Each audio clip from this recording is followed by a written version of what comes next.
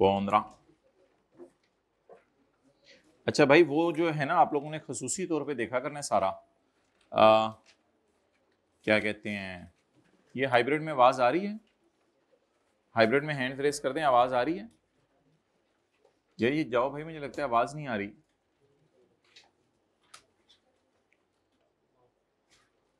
आवाज आ रही है हाइब्रिड में भाई?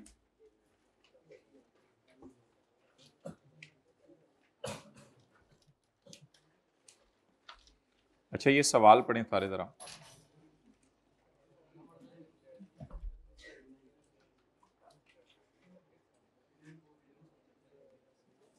Page 413 question 39। अच्छा, एक बात याद रखिएगा, मैंने सारी चीजें इस क्लास में सोचने वाली इकट्ठी की नहीं है थोड़ी सी, ये आप लोगों ने, इसलिए प्लीज कॉन्फिडेंस ठीक नहीं करना अपना। अल्लाह का शुक्र है आप न्यूमेरिकल करते रहे, 70-80% मार्क्स लेते रहे, तो इसलिए परेशान नहीं होना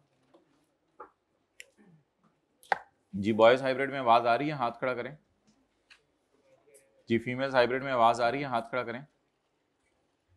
ओके, तो अटेंटिव रहना, इसको बंद करें। तो मैंने समझा शायद, पता नहीं कुछ।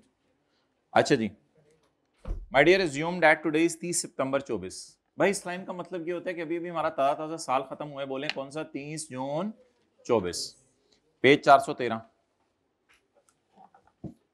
तो इन tax year 2024 Usman 16 years old inherited a 1300 cc car valued at 6 million upon death of his father।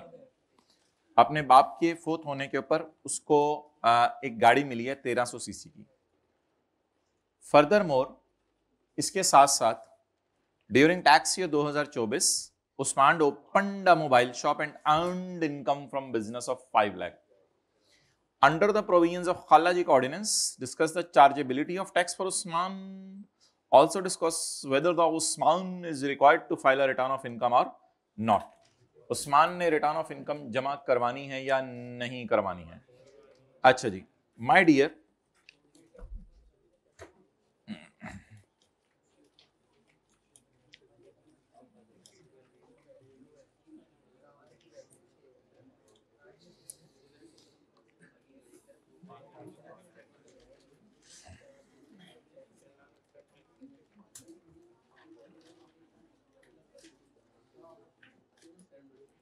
अच्छा भाई इधर देखें,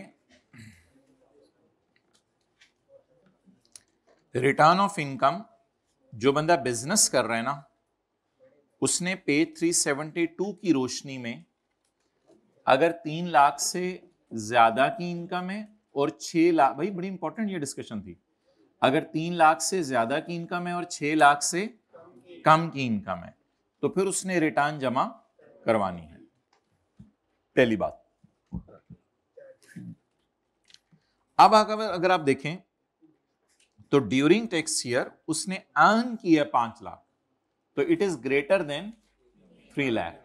Therefore, if a person is individual is earning income between 3 lakh to 6 lakh, he is required to file a, however, he is not required to pay any tax। उसने कोई tax जमा नहीं करवाना। अच्छा, एक थॉट आपके जहन में, अच्छा अभी मैं गाड़ी की बात नहीं करना चाह रहा, असल में किसी एक भी पॉइंट में फंस गया ना, तो उसने रिटर्न आपको पता है जमा करानी होती है। एक पॉइंट आपके जहन में ना आ जाए कि ये इनकम उस्मान की है या उसके पेरेंट्स की है, इस पे मैं डिस्कशन करने लगा हूं। हो सकता है मेरा कंक्लूजन बदल जाए, हो सकता है मेरा कंक्लूजन बदल जाए।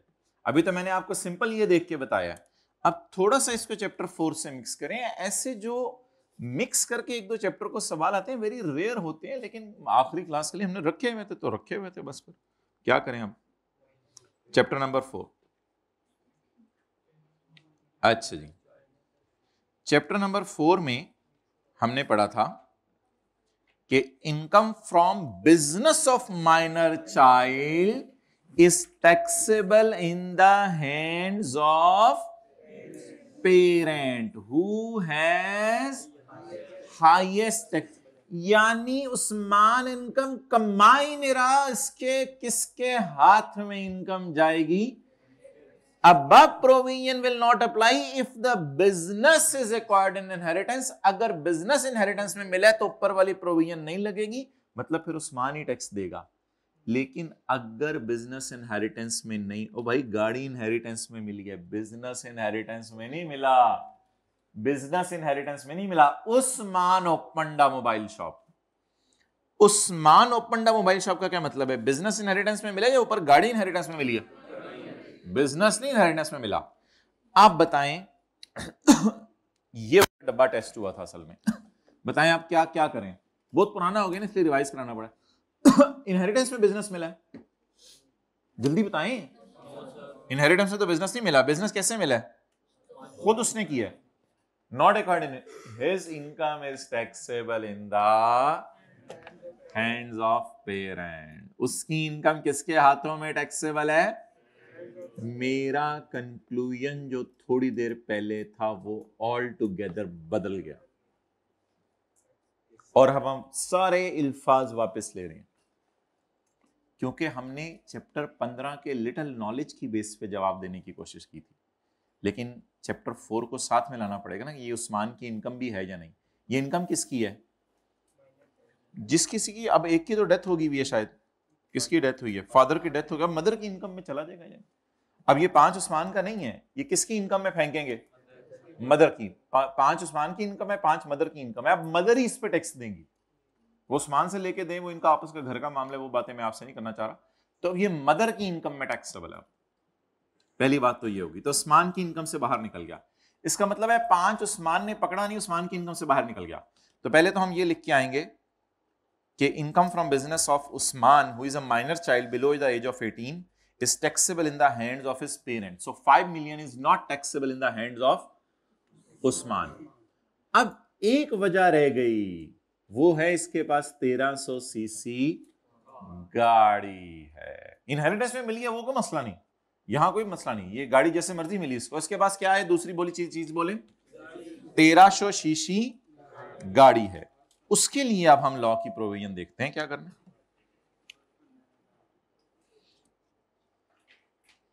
लेक्चर नंबर एक, सॉरी चैप्टर नंबर तो 15 था तो, अच्छा ये तो सवाल निकला है दोबारा। खैर,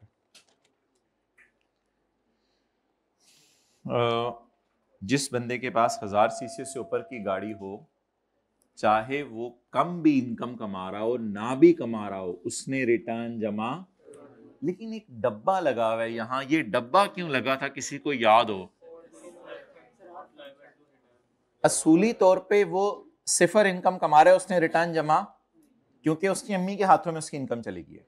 और दूसरी बात, इन चारों में से इसमें आके फंस गया, वो उसने रिटर्न जमा करवानी है। लेकिन इन चारों में फंसने वालों को एक रिलैक्सेशन अवेलेबल है।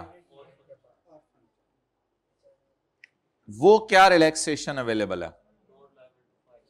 वो ये रिलैक्सेशन अवेलेबल है जो पेज 375 पे, an orphan below the age of 20, अगर उसके पास गाड़ी है तो वो रिटर्न जमा।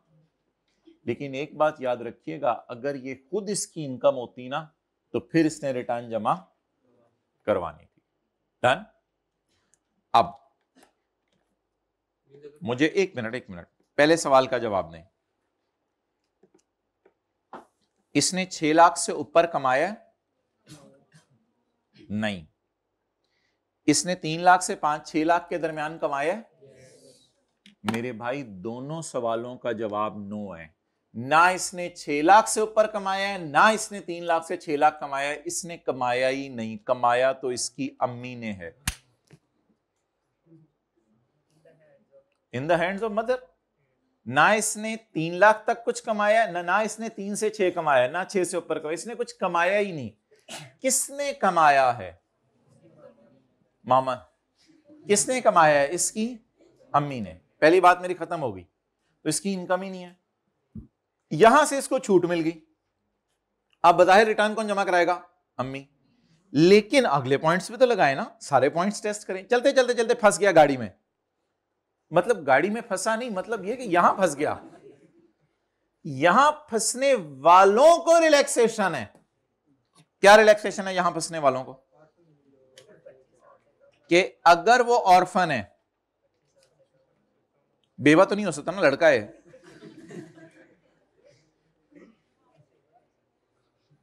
बीवी भी छोड़ के चली जाए तो लड़के को, अभी तो 16। अच्छा, तो orphan below the age of 25 years.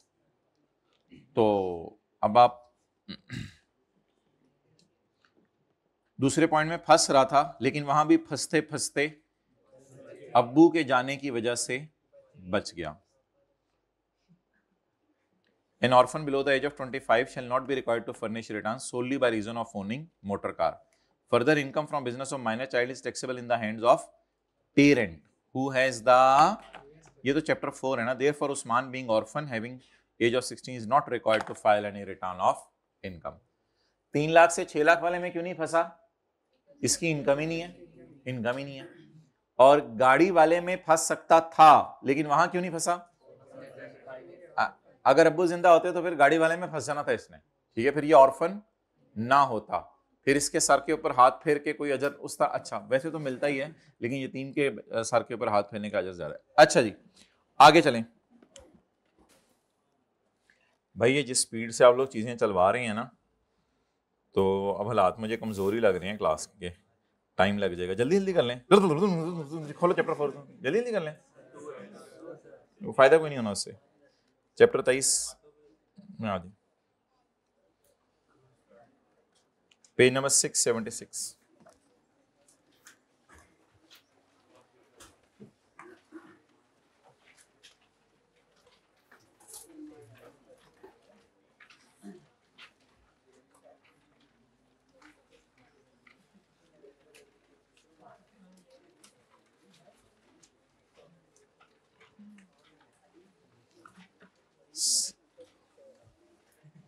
Sarmaya Associates is engaged in the manufacturing and supply of personal care items. Page number 676.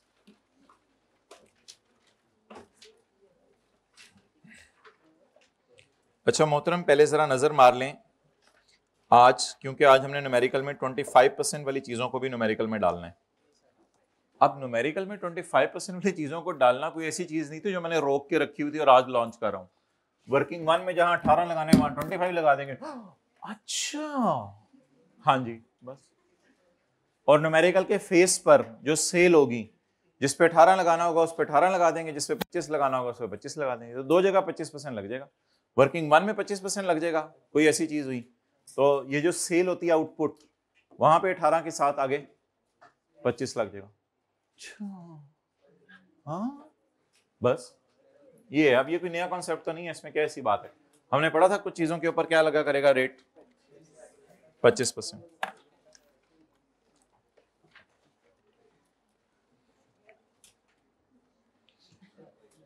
Okay,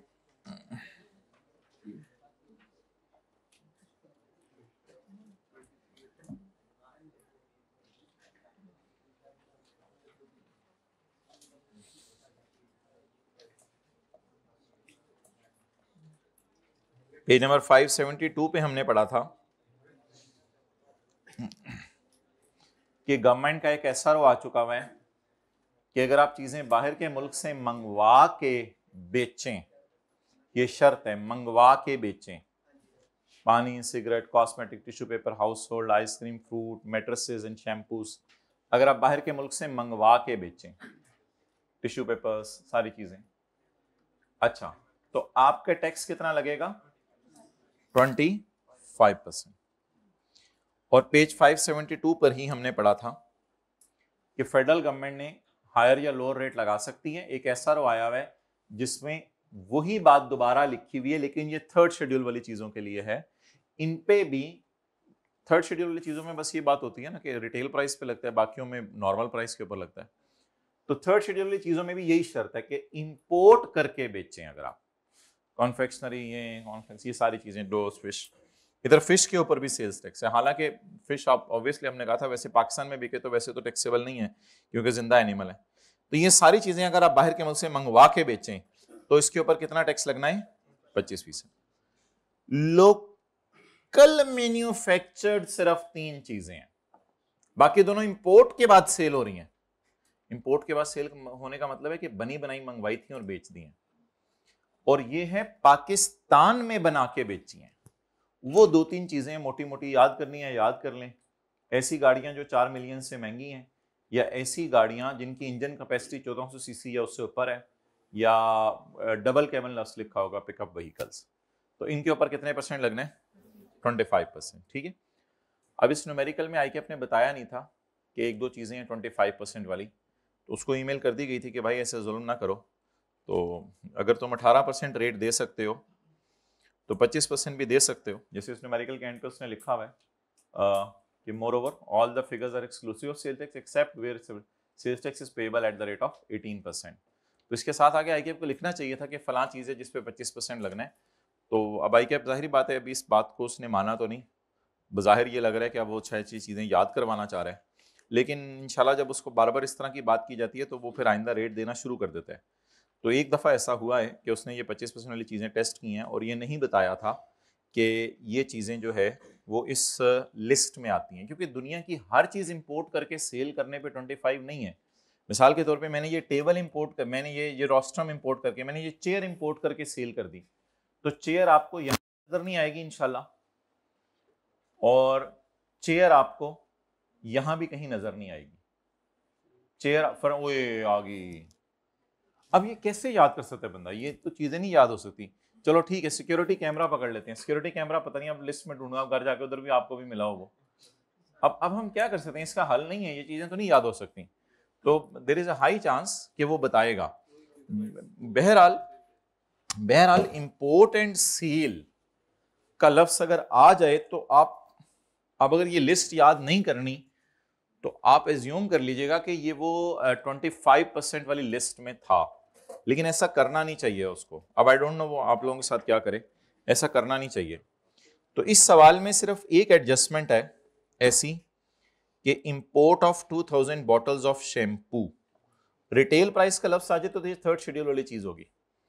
तो import of 2000 bottles of shampoo, तो शैम्पू आपको जो है वो ये एंड पे आ रहा है, लेकिन वो थर्ड शेड्यूल वाली चीज कह रहा है ना। तो थर्ड शेड्यूल वाली चीज की बस खासियत ये होती है कि किसके ऊपर रेट लगता है, रेट आगे इस लिस्ट में आ रहा है नहीं आ रहा है आपको उससे कोई फर्क नहीं पड़ता।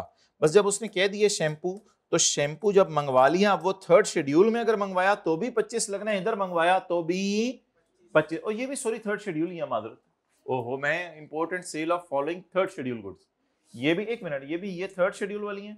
और on important sale of following goods, अच्छा ये अदर देन थर्ड शेड्यूल है, मादरत भूल गया था, काफी पहले का पढ़ाया। तो ये थर्ड शेड्यूल वाली चीजें हैं और ये अदर देन थर्ड शेड्यूल वाली चीजें हैं। बहरहाल सब पे कितने % लगना है? तो अब मेरा नहीं ख्याल ये याद करना था कि यहाँ पे शैम्पू आता है, यहाँ पे कॉस्मेटिक्स आता है, यहाँ पे आइसक्रीम आती है, लेकिन उसने पूछ लिया तो क्या करें। बस ये एक वाहिद ऐसी चीज है, अब इसका हमारे पास हल कोई नहीं है। चलें जी, कोई 18% लगाया होगा, 1-2 नंबर उसके कट गए होंगे। बहरहाल सवाल में से 20 से 18 आ जाए तो 100 से 98 आ गए होंगे उसके अटेम्प्ट में, जिस बच्चे से गलती हुई होगी। और क्या हुआ होगा? सरमाया एसोसिएट से रजिस्टर्ड, जाहिर बात है हम गलती पर ये तो नहीं कहते कि 50 से 48 आएंगे, हम तो यही कहते हैं ना कि 80 से 78 आ गए होंगे। टीचर तो यही कहते हैं इधर खड़े होकर। Sarmaya associate is engaged in the manufacturing and supply of personal care items. It is registered with the sales tax authorities as a manufacturer, importer and distributor. The following information has been extracted from SS record for the month of August 2024. लब गया सवाल? छेती लब लो। Purchase from registered supplier, include क्यों नहीं लिखा हुआ?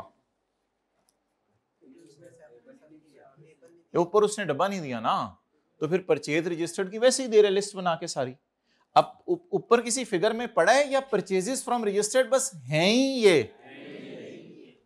इसी तरह आगे आएगा सेल टू रजिस्टर्ड, इंक्लूड क्यों नहीं लिखा हुआ? सेल टू रजिस्टर्ड इंक्लूड, बस सेल टू रजिस्टर्ड ये है ना, बस sale to registered. Working number 3 नहीं होती थी, sale to re, purchase from re, तो वो इंक्लूड का लफ्ज क्यों नहीं आ रहा आज के सवाल में? क्योंकि ऊपर डब्बा नहीं दिया तो फिर नीचे ही परचेजेस नॉर्मल दे दी इसने। चलें एक दफा सवाल को पढ़ लेते हैं, रीडिंग टाइम में एक दफा पढ़ना है आपने सवाल को। तो रॉ मटेरियल खरीदे आपने फॉर सवाल आते raw material for taxable and, मतलब इसको 0 रेट पे फिर नहीं है पोर्शन करना, और ये टैक्सेबल सेल के लिए और ये एग्जाम्प्ट सेल के लिए। जीरो रेट सेल कहां लिखा हुआ है? ये एग्जाम्प्ट सेल के लिए है। तो इसको ले जाएंगे वर्किंग 2.1 में और इसको ले जाएंगे वर्किंग 2.2 में। 800 किलो डिटर्जेंट आपने खरीदा है, 8 लाख। डिटर्जेंट के लफ्ज से कोई फर्क नहीं पड़ता, बस नॉर्मल पड़े। 800 किलो आपने डिटर्जेंट खरीदा है, इसकी रिटेल प्राइस 1200 है। तो मेरे ख्याल से 8,40,000 को 800 पे डिवाइड करेंगे तो परचेज प्राइस कुछ और होगी, लेकिन हम इसको 840 पे रिकॉर्ड करेंगे या 800 ज़रब 1200 पे। आगे इसको या वर्किंग वन में ले जाएंगे, क्योंकि इसके आगे लिखा हुआ है फॉर। इसको कहां ले जाएंगे? वर्किंग वन में। 3.5 लाख की चीजें आपने खरीदी हैं, पेमेंट कैश में। सेक्शन 73 एक पड़ा था, उसमें लिखा हुआ था 50,000 से ऊपर की परचेज सेल्स टैक्स में कैश में नहीं हो सकती। ठीक है, सेक्शन 73 का भी रिवाइज कीजिएगा घर जाके। तो सेक्शन 73 लिख लें आगे, तो इसलिए परचेज रिकॉर्ड नहीं हो सकती। सेक्शन का नंबर लिखवा रहा हूं अभी, खोल खोल के बार बार चीजें दिखाएं, कुछ जरूरी है तो मैं खोल के दिखा भी दूंगा, बट यहीं से याद आ जाए तो काफी है। Section 73 purchase from unregistered supplier, इसे क्या करना है? रिकॉर्ड करना है, डेड करना है? और जल्द रिकॉर्ड करना है, शो करना है, शो करना है। आज गोडा शरीफ तैयार है आपको मारने के लिए। 2000 बॉटल्स इंपोर्ट की हैं फ्रॉम फ्रांस, वैल्यूड है 2 मिलियन, लेकिन इनकी रिटेल प्राइस 1900 है। अब बताएं 2000 को ये तो मेरे ख्याल से 2000 अगर 2 मिलियन की है तो 1000 की इंपोर्ट की है ना। तो चपेड़ 2 मिलियन डिवाइड बाय 2000, 1000 इनकी परचेज प्राइस है। लेकिन ये कौन सी चीजें हैं? थर्ड शेड्यूल की। ये कौन सी चीजें हैं? तो फिर किस पे पड़ी होनी चाहिए? सवाल में तो नहीं लिखा हुआ थर्ड शेड्यूल। रिटेल प्राइस का लफ्ज ही किनके लिए खास है? भाई दीवार पे टेक ना लगाओ, ऑयल लग रहा है आपके सर से, दीवार गिर भी सकती है। ओके। अच्छा, हमने मशीन खरीदी है 27,50,000 की, इसमें 10% इंटरेस्ट पड़ा हुआ है क्योंकि हमने किस्तों पे खरीदी है। तो ये देख लेते हैं, शायद आपको याद हो, हमने पढ़ा था पेज नंबर 568 पर कि अगर आप कोई चीज खरीदें इंस्टॉलमेंट बेस पे जिसमें सरचार्ज पड़ा हो तो आपने फिर कौन सी प्राइस लेनी है? Open market price. Okay. A down payment of 5 lakh was made during the month और बाकी पैसे 24 इक्वल इंस्टॉलमेंट्स में पे होने हैं। टाइम ऑफ सप्लाई की डेफिनेशन देखते हैं। ये तो चीजें किस्तों पे खरीदी हैं, हायर परचेज एग्रीमेंट। लफ्ज लिखा हुआ है हायर परचेज, कोई कसर ही नहीं छोड़ी आएगी, अपने इतना आसान कर दिया। चीजें किस पे खरीदी हैं? किस्तों पे। तो ये किसको किस वक्त सप्लाई में डालना है? जब एग्रीमेंट हो। एग्रीमेंट कब हुआ है? Acquisition of machine under a hire purchase, बस इसी महीने हुआ है। पेमेंट तो अगले महीनों में होनी है। तो खरीदा इस महीने में, या खरीदना भी जरूरी नहीं है, एक्विजिशन ऑफ मशीन, एग्रीमेंट बस काफी था। Under a hire purchase agreement अगस्त के महीने में हो गया। तो आप बता दें 24 किस्तों में तकसीम करेंगे, डाउन पेमेंट 5 लाख की कुछ और करेंगे या पूरी ही परचेज में डालेंगे? ये 5 लाख को इग्नोर करेंगे, बाकी थोड़ी थोड़ी किस्तें कितनी बनती हैं हमें उससे क्या, लेकिन प्लीज पूरा नहीं डालेंगे, इसमें 10% सरचार्ज पड़ा हुआ है ना, तो वो इंशाल्लाह कर लेंगे, कोई नहीं, इसमें क्या मसला। बाकी ये मशीन किसके लिए है? नहीं करना। ओके। अच्छा, एक बात जरूर लिख लें, इंपोर्ट करके शैम्पू सेल करना कितने % के ऊपर है? ये 25। इसकी परचेज भी 25 पे रिकॉर्ड करेंगे और सेल भी 25 पे। Sales to registered person, toilet soap बेचे हैं, sold to a factory in export processing zone.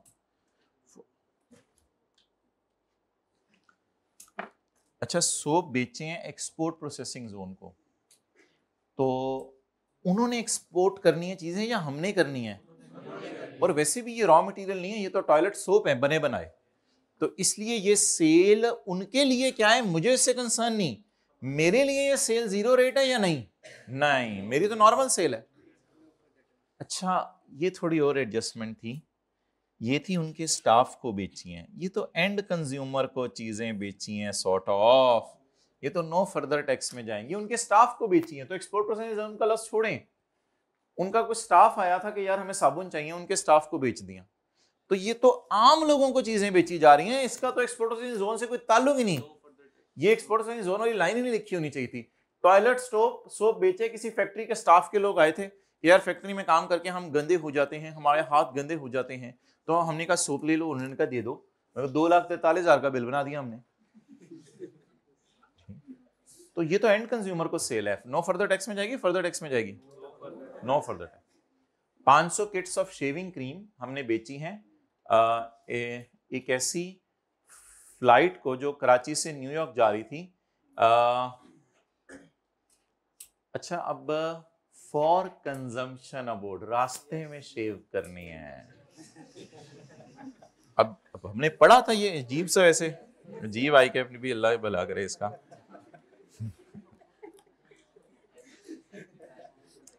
For consumption का क्या मतलब है? फॉर कंजम्पशन अबोर्ड, रास्ते में इस्तेमाल करनी है। डिस्पोजेबल टाइप इस तरह की चीजें होती हैं अक्सर, वो होटल्स के अंदर जो जाते हैं, छोटे से ऐसे साबुन पड़ा होता है तो 2 दफा हाथ धोते हैं, वो ढूंढ रहे होते हैं शैम्पू कहाँ गया, इस तरह की जो छोटी छोटी चीजें होती हैं। तो ये शेविंग क्रीम्स हमने बेची हैं ऐसी फ्लाइट को जो न्यूयॉर्क जा रही है। न्यूयॉर्क पेशावर से पिछली गली में है ना, या बाहर के मुल्क में है? बाहर के मुल्क में। तो इस सेल को कहां डालेंगे? जीरो रेट सेल में डालेंगे या टैक्सेबल में? एक्सपोर्ट का लफ्ज ना बोले, जीरो रेट।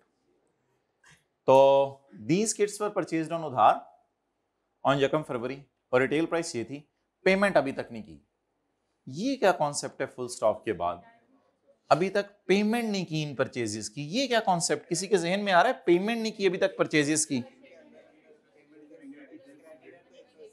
आपको याद है कि पेमेंट हमने 180 दिनों में करनी होती है, और अगर 180 दिन हमारे महीने पूरे हो जाए और अभी तक पेमेंट ना हुई हो तो वर्किंग 1 में लेस कर देते हैं। तो क्रेडिटर अनपेड है, ये क्रेडिटर अनपेड, ये तो सेक्शन 73 है। ये भी ये सेक्शन 73 में लिखा हुआ था कि पेमेंट आपने कितने दिनों में करनी है? 180 दिनों में। Goods valued at 3,25,000 sold to a creditor against full and final settlement of his debt of 3.5 lakh. एक बंदे से 3.5 लाख की उधार लिया था, उसको 3,25,000 की चीजें बेच दी हैं और उसे कि आप तंग ना करना। तो असल में ना मार्केट प्राइस ही चीजों की सेल में जाती है, इसलिए 3,25,000 ही जाना चाहिए, क्योंकि चीजों की मार्केट प्राइस 3,25,000 है। अब ये अजीब सा कॉन्सेप्ट है। उसने पूछे आई कि हमें अब क्या करें, इनको इन चीज़ों का कोई हल नहीं है भाई हमारे पास। इक्का दुक्का एडजस्टमेंट हर पेपर में ऐसी आ जाती है, लेकिन ये नहीं कि आइंदा वो आया, आइंदा कोई और आएगी, जो आप लोगों को आएगी वो अगले वालों को कराएंगे। अब ये अजीब सी एडजस्टमेंट है। बस चीज़ें फेयर वैल्यू पे सेल में जानी चाहिए, इसलिए 3,25,000। उधार कितना वापस करना था उसको? 3.5 लाख। लेकिन चीज़ें कितने वाली बेची? बस 3 लाख। क्या चीज़? हाँ डिस्काउंट है तो फिर भी ठीक है आपकी बात, फिर ये ट्रेड डिस्काउंट के बाद है 3,25,000, फिर भी ठीक है आपकी बात। आ जाके तो खुद ही वो हम उधर ही पहुंचे ना। गुड्स वैल्यूड एट, लेकिन आपका सवाल अच्छा था, लेकिन मेरा जवाब अच्छा। Goods valued at 7,931 sold to Asasa in company registered retailer. Registered retailer, आज हमें पता चला ये शायद अदर देन टायर 1 होगा ना, अब हाँ जो मर्जी पढ़ा दो, टायर 1 होगा ना। अच्छे रिटेलर को बेची हैं चीजें 12 अगस्त को। 90% चीजें तो वो इसी महीने लेके चला गया, लेकिन 10% चीजें उसको इसलिए अगले महीने बेचेंगे क्योंकि उसके पास रखने की जगह नहीं है। वैसे वो लेके जा सकता था किसी भी टाइम चाहता, लेकिन उसके पास जगह नहीं है। अब कितनी सेल में डालेंगे? 90%, 10% या 100%? 100%। तो आपको पता है फुल स्टॉप से लेके एंड तक हमें पता चला उसने कहानी कराई हुई है। ये वाले फुल स्टॉप से यहां तक कहानी कराई हुई है। हमने सेल तो यही बुक करनी है। मेड अवेलेबल कितनी है? 10%। और डिलीवर्ड कितनी है? तो सारे सेल में जाएगा। फारक सा सवाल। सेल टू अनरजिस्टर्ड इंक्लूड नहीं, यानी कि सेल टू अनरजिस्टर्ड किसी सवाल में दी नहीं हुई ना, तो अब वो देर है। सेल टू अनरजिस्टर्ड इंक्लूड 500 कितनी बोटल्स खरीदी थी? 2,000। इसमें से 500 किसको बेच दी? होलसेलर को। तो ठीक है, sale to unregistered person wholesaler कहां आएगी? सेल टू अनरजिस्टर्ड, इधर या इधर? नो फॉर द टैक्स में डाल देंगे। Next, goods valued at 5,75,000 sold to end consumer is not liable to be, इसको अनरजिस्टर्ड से निकाल के रजिस्टर्ड में ले जाएंगे। बल्कि निकालना आज क्यों है, आज बेहतर है इसको बस शो ही ऊपर कर दीजिएगा, सॉरी ऊंची हो गया, हाँ ऐसे ही करेंगे ना, सेल टू एंड कंज्यूमर को कहीं से निकालें या एज इट इज शो कर दें। अभी सवाल आएगा तो शो करूंगा, मैं तो शो करने के लिए आया हूं जी। 1500 बॉटल्स ऑफ इंपोर्टेड, अच्छा वही 1500 रह गई ऐसी, खरीदी कितनी थी 2000, उसमें से 500 तो पाकिस्तान में किसी को बेच दी, याद रखिएगा थर्ड शेड्यूल वाली है, 500 पाकिस्तान में किसी को बेच दी और 1500 बॉटल्स हमने क्या कर दी, एक्सपोर्ट कर दी, एक्सपोर्ट कर दी। मंगवाई कहां से है वैसे, फ्रांस से, उसमें से 500 पाकिस्तान में बेच दी और 1500 कहां बेच दी, यूएई में, यानी ये सेल कौन सी होगी, एक्सपोर्ट सेल। आप बताएं इसको जीरो रेट सेल में डालेंगे या वर्किंग 3 में डालेंगे, जल्दी बता दें, सेल हो रही है ना माय डियर, यार देखना मेरे बच्चों, प्यारे बच्चों, ये तो वर्किंग 1 में चला जाएगा, चलें परचेज में, और ये वर्किंग 3 में चला जाएगा सेल में, ये कहां जाएगा टैक्सेबल में, जीरो रेट में, एग्जेंट में, यूएई में चीजें बेची हैं तो जीरो रेट सेल लग चुके। मुझे पता है ये शैम्पू 25% वाले हैं, लेकिन मैं क्या करूं, अब ये उधर ही जाएंगे इंशाल्लाह, जीरो रेट सेल है ना, तो एक्सपोर्ट सेल तो सारी अल्लाह का शुक्र है क्या है, जीरो रेट। बिजली का बिल है कैश में पे कर दिया, हो सकता है कैश में पे, वर्किंग 1 में डाल देंगे 54 को, और जनवरी में मैंने चीजें खरीदी थी लेकिन इनका इनपुट अभी तक रिकॉर्ड करना भूल गया हूं, ये पता नहीं अब क्या करना है इसका, आपको ही पता होगा तो बता दें जी। इक्का दुक्का एडजस्टमेंट के अलावा सवाल में, शैम्पू के अलावा सवाल में कुछ भी नहीं है, शैम्पू के अलावा सवाल में कुछ भी नहीं है। अच्छा, ऐसे ही एक बच्चा आया था एक दफा कि सर इस पेपर में ना थोड़ा हम परेशान हो गए जब हमने पढ़ा detergent, toilet soap, shaving cream, तो सर ये बाथरूम आइटम्स का क्या करना होता है। कहते मैं पेपर में कंफ्यूज हो गया सर, ये बाथरूम के आइटम्स का क्या करना होता है। भाई वही एडजस्टमेंट है सारी, वो इससे ये डिटर्जेंट से फर्क नहीं पड़ा, फर्क इस चीज से पड़ा है कि ये थर्ड शेड्यूल वाली चीज है। टॉयलेट सोप से फर्क नहीं पड़ा, फर्क इस चीज से पड़ा कि ये एंड कंज्यूमर को बेची है। शेविंग क्रीम से फर्क नहीं पड़ेगा, शेविंग क्रीम से फर्क पड़ेगा न्यूयॉर्क जाते हुए रास्ते में शेव कर लेनी है, वो कॉन्सेप्ट सारे हमने पढ़े हुए हैं। तो नामों से फर्क पड़ेगा या आगे काम से फर्क पड़ेगा, काम से फर्क पड़ेगा। अच्छा, एक एडजस्टमेंट इस सवाल में खूबसूरत थी जिसकी वजह से मैंने इस सवाल को अभी तक रोक के रखा हुआ था, वो 25% वाली बात नहीं है, वो आसान सी है, उसकी कोई टेंशन नहीं। जिसकी वजह से इस सवाल को रोक के रखा हुआ था वो ये थी कि ये वाली परचेज का फॉर उसने बहुत नीचे जाके बताया है, ये वाली परचेज का फॉर उसने नीचे जाके बताया। ये एक एडजस्टमेंट आई है, इस तरह के पंगे आई कैप को नहीं लेने चाहिए। कितनी दफा उसको समझाया, यार क्या हो गया तू पागल ही हो गया, इतना दिमाग ना बच्चों को टेस्ट कर। Import of 2000 bottles for zero rate sale and for local sale. Feeling आ रही है या करवाऊं? Purchase of 2000 bottles of shampoo for making. अच्छा, इस परचेज को तीनों सेल पे कर दें, एग्जेम्प्ट सेल पे, टैक्सेबल सेल पे, जीरो रेट सेल पे, तीनों पे पोर्शन कर दें। क्या ये इस काबिल है कि वर्किंग 1 में जाए? अगर वर्किंग 1 में चलेगी तो होगा क्या, ये एग्जेम्प्ट सेल को भी पोर्शन हो जाएगा। हालांकि 2000 bottles are purchased for sale of 1500 to export sale and 500 local taxable cell.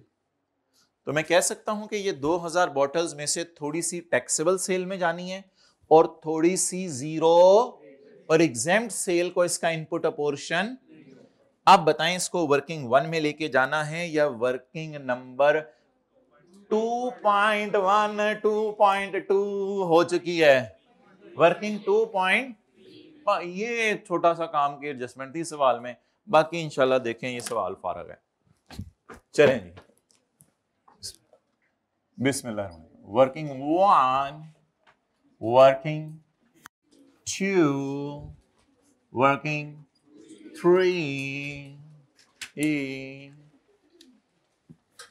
अच्छा, ये इतने बड़े होके भी ये लोग इस तरह बोलते हैं, चलो बोलते होंगे, पता नहीं। अपॉर्शनमेंट,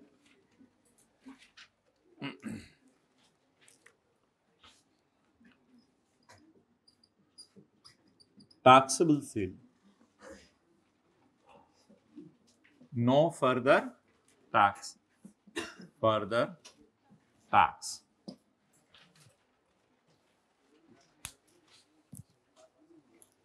फॉर वाली चीजों को कहां डालना है? फॉर वाली चीजों को वर्किंग नंबर 2.1 से शुरू करना है। Raw material for taxable sale, raw material for taxable sale, बोले माय डियर।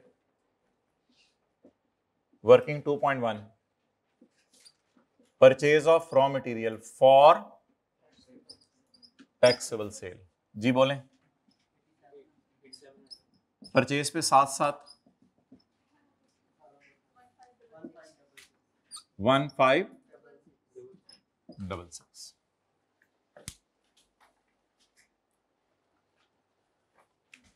सेल कितने किस्म की? टैक्सेबल, जीरो के नीचे ना एक लाइन छोड़िएगा जरा, वो एग्जाम।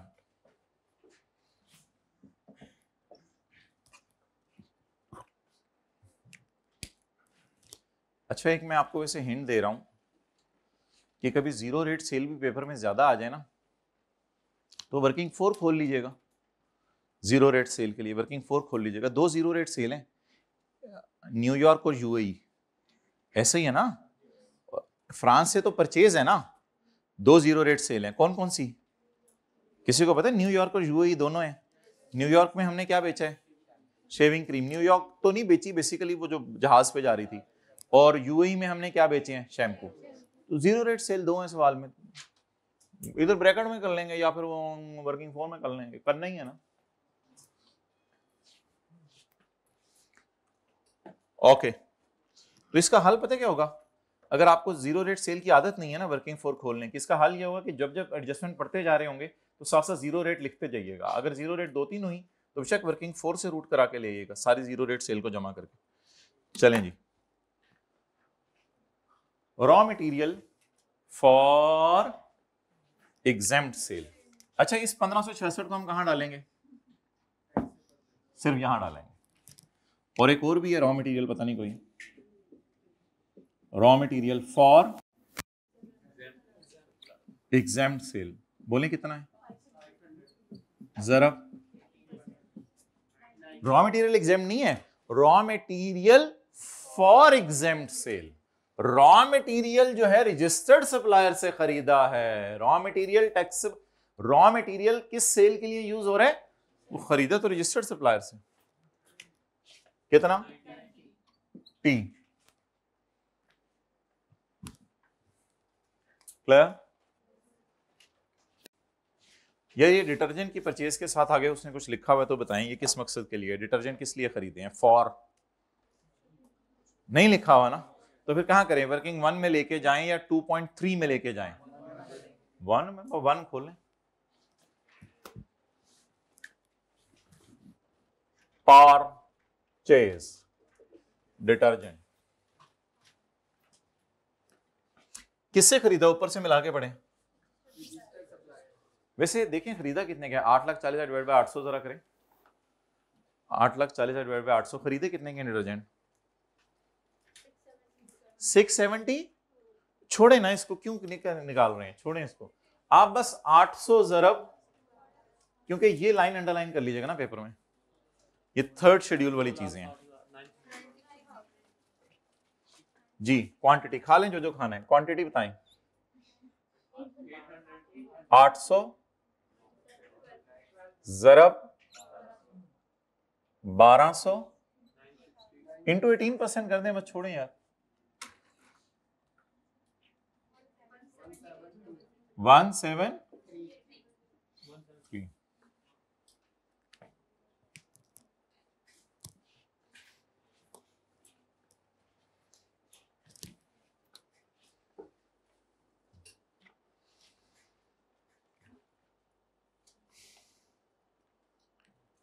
$3.5 लाख की परचेज खजाना एंटरप्राइज से की थी और फिर हम उसके खजाने में ही पैसे डाल के आ गए, उसके बैंक में जमा नहीं कराए, तो परचेज किस में कर दी है? तो सेक्शन 73 कहता था कि 50,000 तक की परचेज कैश में, अब सारी डेड होंगी, सारी 3.5 लाख पूरी डेड होंगी जी। परचेज इन कैश कितनी? इनएडमिसिबल आगे लिख दीजिएगा, इसके आगे लिखा हुआ है, सॉरी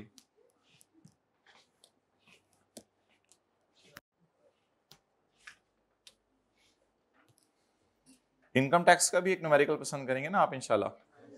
ओके, रिक्शे वाले को फिर कह दें, ये हाइब्रिड में आपने जाने नहीं देना था उनको, ये बैठे बैठे क्लास से उठ के चले जाते हैं।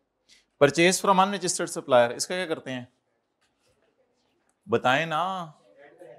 डेड करेंगे भाई, सर लगा लो दीवार के साथ, मैंने तो वैसे ही थोड़ा सा कहा था लगा लो, पहले ही तेलो तेलो हुई है। परचेज अनरजिस्टर्ड जी कितनी? 38, आगे लिख लें इनएडमिसिबल। अनरजिस्टर्ड की परचेज तो डेड करते हैं।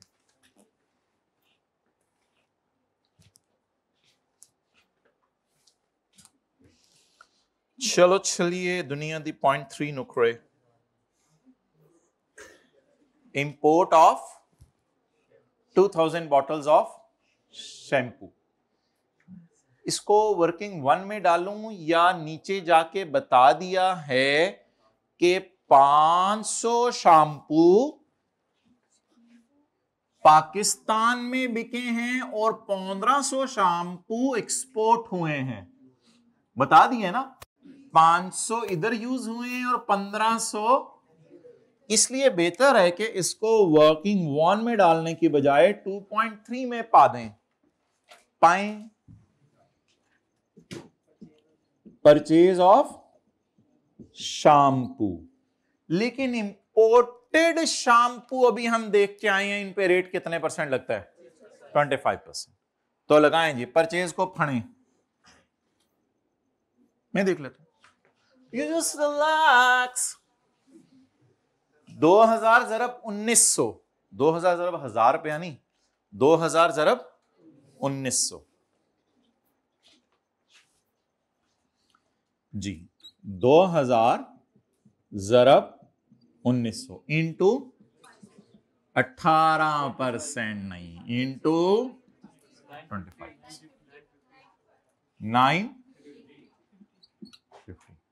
आगे देख लेंगे 915 में कितना कितना कहां कहां जाना है, देख लेंगे। लेकिन इसको तो वर्किंग 1 से क्यों निकाल के वर्किंग 1 में क्यों नहीं डाला, 2.3 में क्यों डाल दिया?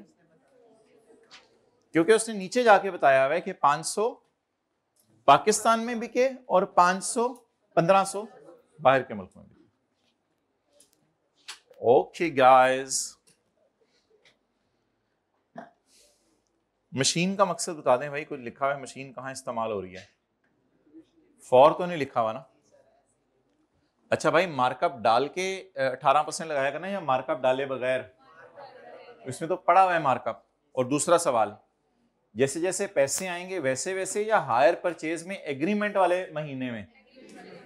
तो फिर इसी महीने में बॉल पॉइंट मुंह से निकाल के 27,50,000 को आप डिवाइड कर दें, बोलें इनपुट मशीन 27 पड़ी है 110 पे, मार्कअप पड़े ना, मुझे किस पे चाहिए? ज़रब साथ साथ परचेज पे क्या लगाते रहे? 450, 450 तो 450 450, सरमाया एंटरप्राइज। ओके, थोड़ी देर के लिए टॉयलेट में चले जाएं, सोप जहन में लाएं।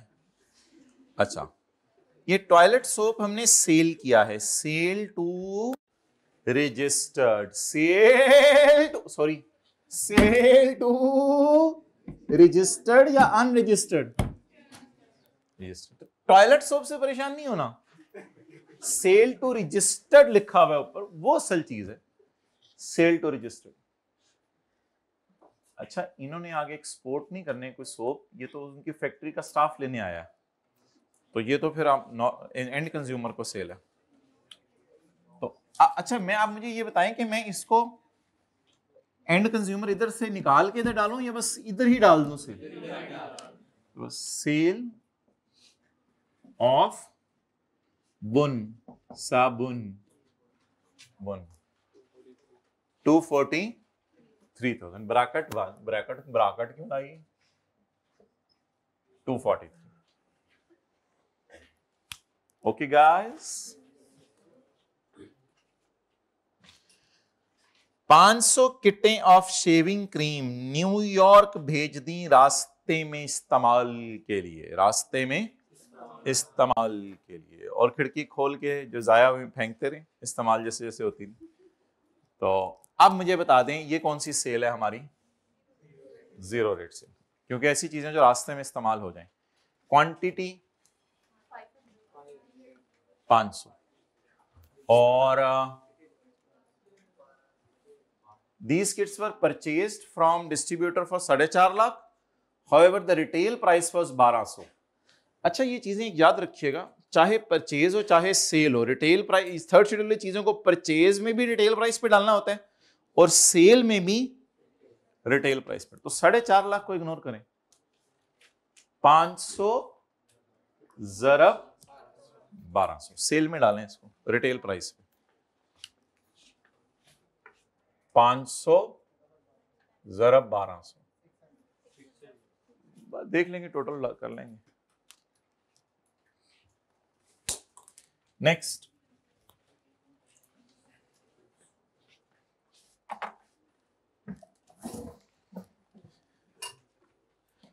अच्छा माय डियर,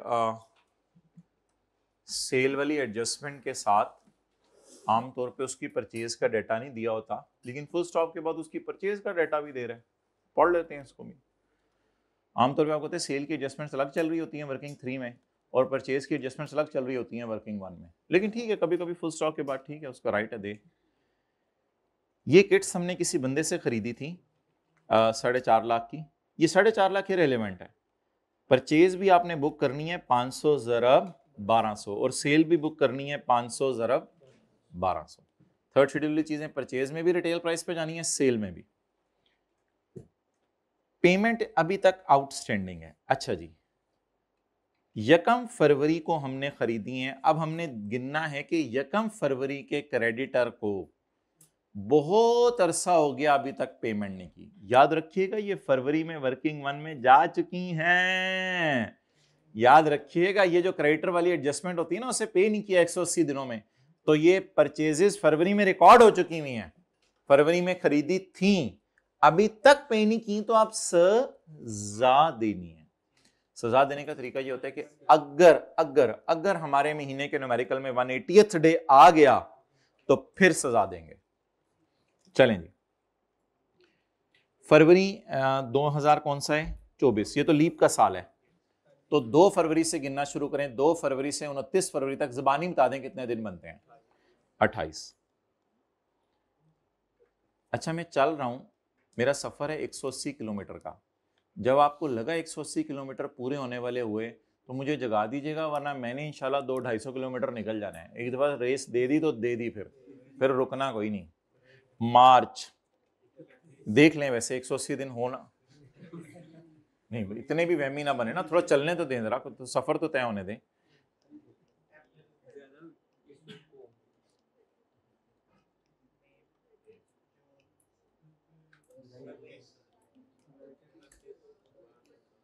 ये जरा टोटल करके देखें, 180, रिवर्स गियर जरा मारें।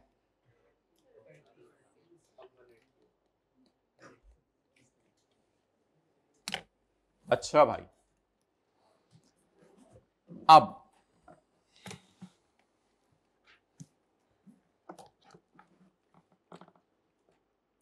180 दिन में अगर क्रेडिटर को पेमेंट ना हो तो 180वें दिन आप मुजरिम बन गए। तो मोहतरम जुलाई में मुजरिम बन चुके हैं, अगस्त में सजा नहीं देनी। जुलाई के न्यूमेरिकल की वर्किंग वन में माइनस हो चुका होगा, ये आपने अज्यूम करना है। आई कैप ने इसको अगस्त में न्यूमेरिकल में माइनस किया हुआ है, फिर हमने आई कैप को ईमेल की और आई कैप से कहा कि भाई ये तो जुलाई के अंदर मुजरिम था, अगस्त में तो 182वां दिन बन रहा है और लॉ में लिखा हुआ है कि अगर 180वें दिन ही इसको सजा देनी है। तो आई कैप ने कहा ठीक है, आपकी बात भी ठीक है, ऐसी सूरत में आप बच्चों को कहें कि नोट दे के आ जाएं कि जुलाई के महीने में 180 दिन पूरे हो गए, तो उनको भी हम नंबर दे देंगे, कोई ऐसी बात नहीं है। आई कैप ने अपने सोल्यूशन में इस परचेज को वर्किंग वन में माइनस किया हुआ है, लेकिन अल्हम्दुलिल्लाह हम बिल्कुल नहीं करेंगे। अगर वो कभी कुछ कर दे तो हम उसकी वजह से डी ट्रैक नहीं हो जाएंगे। तो और प्लीज ये ना बताया करें आगे सर आई कैप का सोल्यूशन आपने देखा था, उस सोल्यूशन में ना ये हुआ था। ओ भाई हमें पता ही नहीं कि आई कैप भी सोल्यूशन अपलोड करता है, यानी हमने कभी जिंदगी में देखा ही नहीं। हम उस सोल्यूशन देखते हैं, डाउनलोड करते हैं, समझते हैं, फिर आई कैप को ईमेल करते हैं, फिर उसके बाद आपके सामने क्लास में आगे आगे खड़े होते हैं और क्लास से बाहर निकल रहे होते हैं। सर ये आई कैप ने सोल्यूशन में ये किया हुआ था, आपकी किताब में ये हुआ हुआ, सर सर ये क्या चक्कर है सर। यानी और क्या बच्चे इस तरह रहे होते हैं जैसे हमें पता ही नहीं कि वो आई कैप का सोल्यूशन कहीं अपलोड हुआ होता है, यानी वो समझते हैं ये बिल्कुल अलग चल रहा है, आई कैप का सोल्यूशन अलग चल रहा है, तो कभी उन्होंने उठा के आई कैप की वेबसाइट से कोई सोल्यूशन भी डाउनलोड नहीं किया। अच्छा, मतलब कह दिया करें आके, लेकिन टोन इस तरह की रखा करें कि पूछने वाली हो, नहीं टोन इस तरह के ना हो गए, बाकी समझ गए आप लोग, ठीक है। तो अदब एक बहुत बड़ी चीज़ है जो जिंदगी में होनी चाहिए, आप लोगों में तो अल्लाह का शुक्र है। अच्छा सर कौन से आई कैप का सोल्यूशन, हमने तो कभी वेबसाइट पे नहीं गए, हमने तो बस ये किताब पकड़ी हुई है। बिल्कुल अप्रोच भी ये होनी चाहिए, ये कर लें बड़ी बात है, सानू रॉयल्टी दी डेफिनेशन भुलनी नहीं है, आई कैप का सोल्यूशन टैली कर रहे हो, साडे अपने मसले नहीं मुक रहे। ओके गाइस, उठा दें हाइब्रिड में सबको। तो उर्दू में लिखें 180 डेज 30 जुलाई को पूरे हो गए थे, इसलिए जुलाई की वर्किंग वन में ये माइनस हो गया होगा।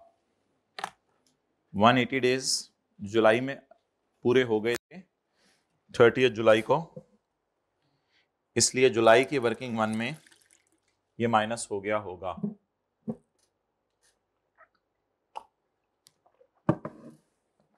डन।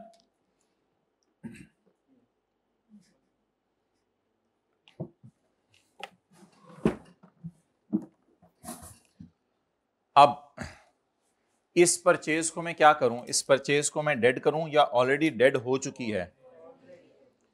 लेकिन अगर माय डियर ये अगर ये 4 फरवरी लिखा होता यकम फरवरी की जगह, तो फिर तो वो 180 डेज आके 2-3 अगस्त को पूरे होते। फिर हम कोई क्लास है कहीं, कहां पे, हाँ जी कहां पे, किसी और कॉलेज, अच्छा पोस्ट बैच, अच्छा मुझे एक मिनट जरा सर से एक दफा भाई पॉज करो जरा, कितने student.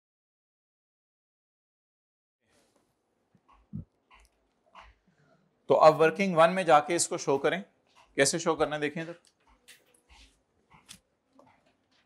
Payment not made in, बोले 180 days, payment not made in 180 days, और ब्रैकेट में लिख दें ऑलरेडी 180 डेज एक्सपायर्ड इन जुलाई, जुलाई में ऑलरेडी 180 डेज एक्सपायर हो चुके हैं,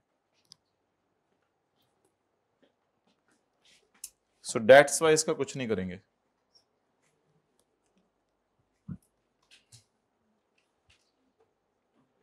नेक्स्ट 3,25,000 वाली चीजें 3.5 लाख में जो है वो हमने कर दी। तो आप बताएं जी इस फेयर वैल्यू में कितनी रिकॉर्ड करेंगे? 3,25,000 सेल अगेंस्ट डेट रीपेमेंट कितना? 325।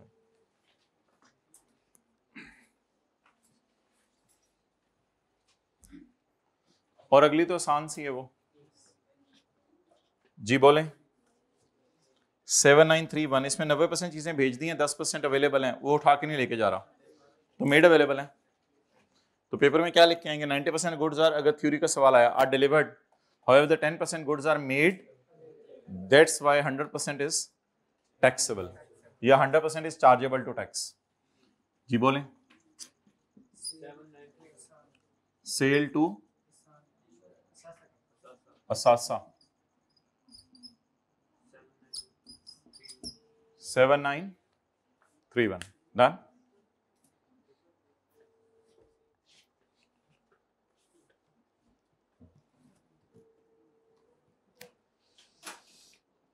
आगे बताएं जी। Sale to unregistered persons 500 bottles of shampoo sold for 8 lakh. हाँ, इंपोर्टेड शैम्पू 8 लाख के बेचे आपने।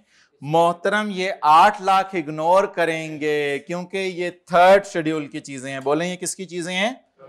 थर्ड शेड्यूल की। ये ऊपर से मिला के पता चले कि ये थर्ड शेड्यूल की चीजें। अगेन इस एडजस्टमेंट में ये वाले मसले हैं जिस वजह से हमने न्यूमेरिकल रोक के रखा हुआ था। आप बता दें कितने शैम्पू बेचे? 500, और उनकी रिटेल प्राइस ऊपर क्या है? 1900। वैसे इधर सेल प्राइस देख सकते हैं आप कैलकुलेटर पे कितनी है, वो मुझे नहीं पता। 500, 8 लाख डिवाइडेड बाय 500 कितनी है?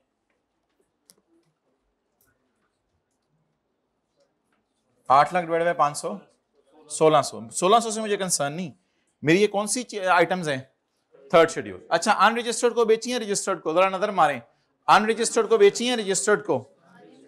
अनरजिस्टर्ड को। सेल ऑफ शैम्पू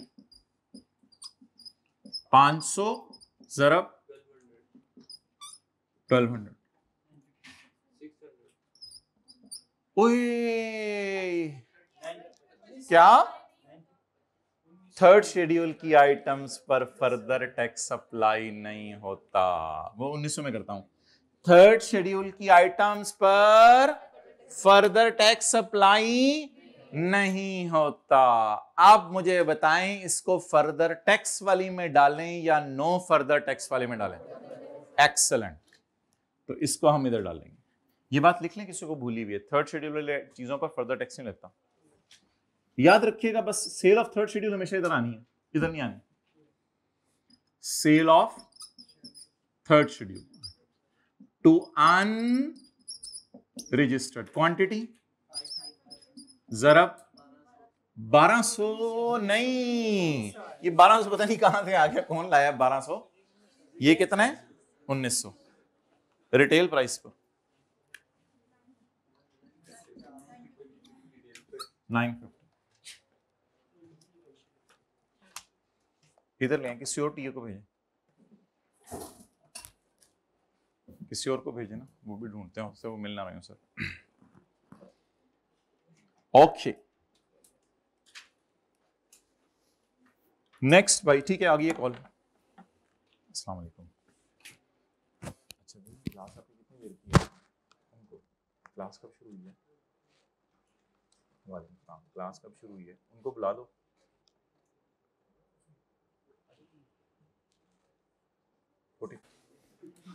अच्छा, sale to unregistered customers, goods valued at first sold to by end consumer, तो कभी भी फर्दर टैक्स में नहीं जाता जी। बोलें जी। सेल टू एंड कंज्यूमर 570, तो न्यूमेरिकल में ना 70-80% मार्क्स सीधे सीधे होते हैं, बस ये ढूंढने होते हैं सवाल में। आगे चलें। Exports comprise 1500 bottles of imported shampoo sold to UAE, UAE में बेच दिए। अब अगेन 3750 को 1500 पे डिवाइड करके ना देखें, 3750 नहीं लेना, क्योंकि ऊपर से पता चल गया भाई ये कौन से हैं? थर्ड शेड्यूल के, तो एक्सपोर्ट हो गए हैं यूएई में, तो बस 1500 ज़रब 1900 जमा 1500 ज़रब 1900। जीरो रेट सेल अल्लाह का शुक्र इसके अलावा है कोई नहीं। ये वो न्यूयॉर्क वाली हैं जो न्यूयॉर्क पहुंचने से पहले ही शेव हो चुकी हुई थी, और ये यूएई वाली हैं। लेवल चेक करें, बंदे का फ्रांस से शैम्पू मंगवा के यूएई में बेच रहा है। ठीक है, बिजनेस एडिशनल इंफॉर्मेशन। ये हाइब्रिड में कोई उठ के आराम से चले जाते हैं, कोई पूछने वाला नहीं, नोट में जाओ चेक करें, एडिशनल इंफॉर्मेशन। ये तो एडिशनल है ना, इसको छोड़ें, आप बस रिक्वायरमेंट पे आ जाएं। एडिशनल को भी देखना है पेपर में। बिजली का बिल में सेल्स टैक्स पर आए, पड़ा रहने देनी नहीं, ये फिगर कहीं उठाई नहीं ना अभी तक। ऊपर कहीं डब्बे में परचेजेस थी तो नहीं थी, बस तो बिजली का बिल आप रिकॉर्ड करें, कैश में पे हो सकता है। सेल्स टैक्स इस पे 18% लगा के ना चेक कीजिएगा, ये 54 जो भी है इसको एज इट इज उठा ले। बिजल 54,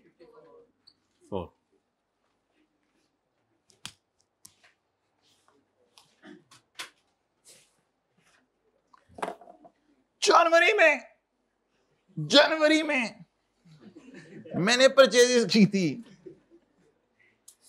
और उनका इनपुट था 81.9। कैलकुलेटर पे चेक नहीं करना 18 लगा के,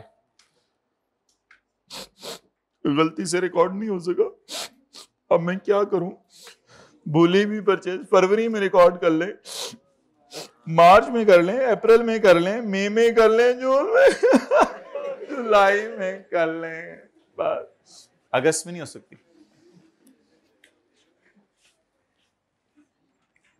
input of January, too late. सुबह का भूला हुआ रात को घर आया, इसको धक्का देके निकाल दें। इनपुट ऑफ जनवरी कितना है? 22 उत्थे थे नहीं सी, इत्थे आने 22 हो गया तो और गल है 82। अच्छा जी,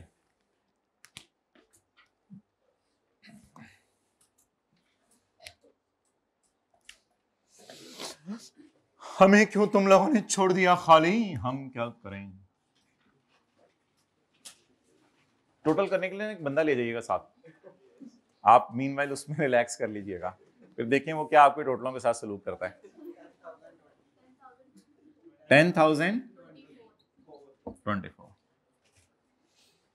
ओके, कोई बोंगा ऐसा भी क्लास में होगा इन तीनों को भी टोटल करेगा, हालांकि ये किसी एक में लेके जानी है। वैसे भी बोंगे होते हैं, दोनों को टोटल करके सर ए कितने लेके जाना, ओ पुत्र पहले ही अलग अलग होया, ओ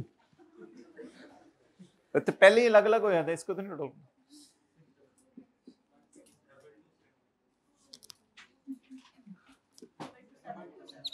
डबल 2 7 मशीन का तो बस डन। Okay, taxable cell 100 24। एक अंडा अंडा 2 4। जीरो रेट सेल करें, 500 ज़रब 1200 जमा 1500 ज़रब 1900 3450। एग्जाम्प्ट सेल और चपेड़ रॉ मटेरियल खरीद के रखा हुआ है एग्जाम्प्ट सेल के लिए, लेकिन ठीक है अभी सेल नहीं हो रही, मैं क्या करूं, सवाल वाले ने नहीं दी।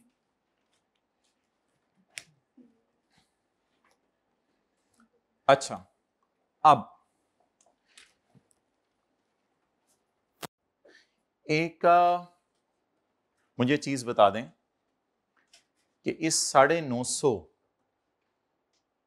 इस 1566 को तो यहां ले जाने, इसकी तो मैं बात करता हूं ना, ये तो आपको पता तीनों में जाता होता है, इसकी तो मैं बात करता हूं, इसको छोड़ें, इसको कहां ले जाने, इसको देखें ना, एंजॉय, सॉरी इसने यहां चले जाए। अच्छा, ये जो शैम्पू हैं इसमें से 500 कहां गए, 500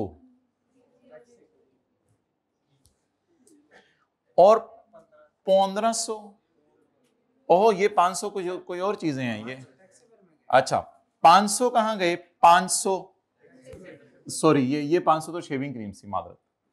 इस 500 होलसेलर को बेचे आपने, ये वाले 500 950 इधर जाके इसमें पड़ा हुआ ना 950, तो ये इधर गए और 1500 इधर गए।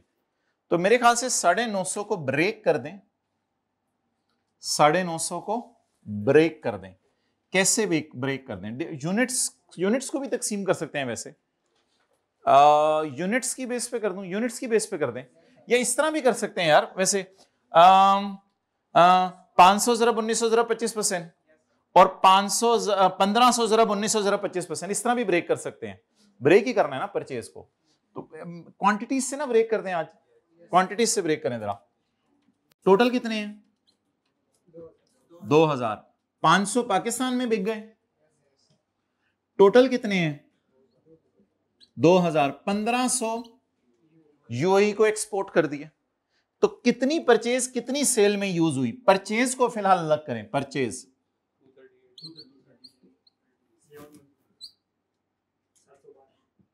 712।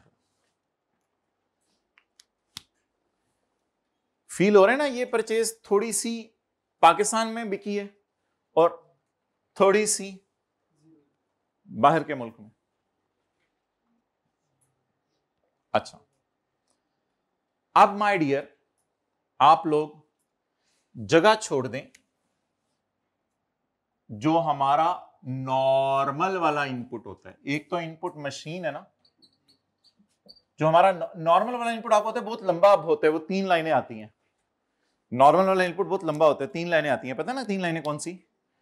ये 227 तीनों में जाते हैं, और बोल रहे हैं ये 227 तीनों में जाते हैं।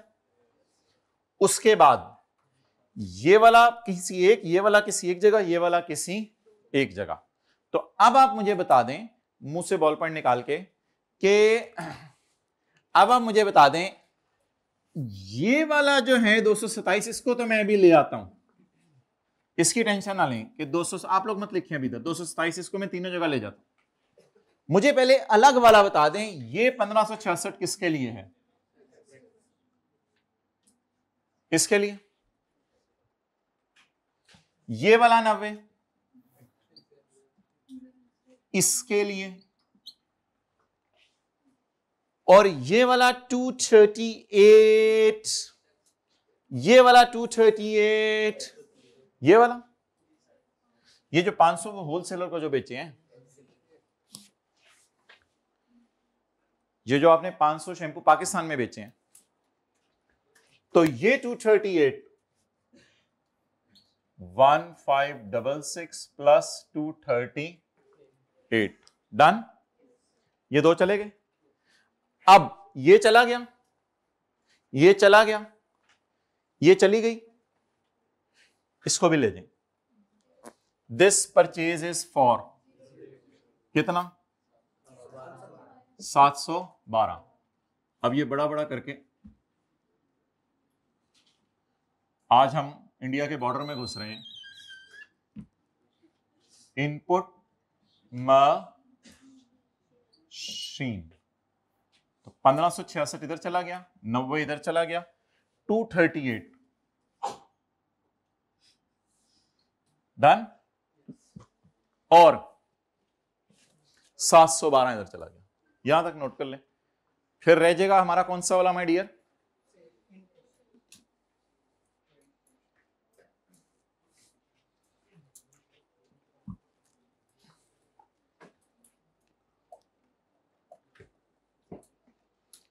अच्छा, कोई हमारे सवाल में सेल तो नहीं है इधर वाली, कोई 10 मिलियन से ज्यादा वाली एक बंदे को?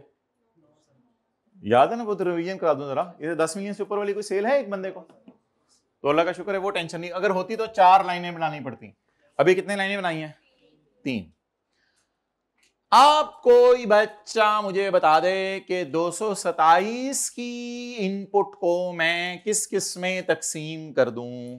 227 के इनपुट को मैं किस किस में तकसीम कर दूं? यार ICAP should not have tested the things at this level, लेकिन ऐसे वो पंगे ले रहा है।